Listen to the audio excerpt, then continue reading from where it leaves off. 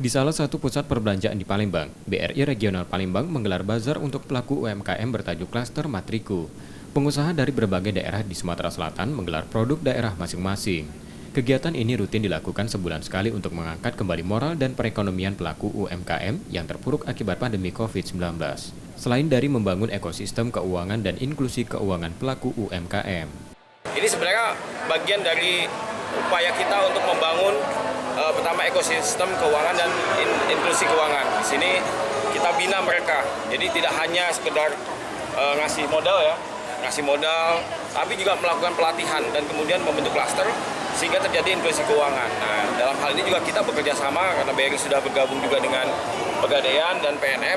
Kita kembangkan terus itu. Jadi kita cari, kita gali klaster-klaster usaha yang ada di daerah-daerah.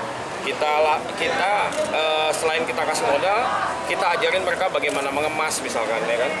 Bagaimana mengemas, kemudian menjualnya, kita carikan juga bayar-bayarnya di kota-kota lain. Pelaku UMKM tidak hanya diberi bantuan modal, namun di dalamnya ada pelatihan untuk membentuk klaster serta membantu mencarikan pasar dari luar daerah. Begitu mulianya, selain memberikan stimulus, yaitu di bidang mungkin digital, melalui menterinya tadi, sekaligus memberikan modal. Saya kira itu Pak, tapi di tingkat masyarakat kita, tingkat para pelaku UMKM harus jelas. Nah itu, kalau tingkatnya ya cuma untuk ngambil uang aja udah usah lah, kira-kira gitu ya. Upaya salah satu bank plat merah di Sumsel ini sejalan dengan program Pemda Sumsel dalam mengembangkan produk UMKM desa di provinsi ini.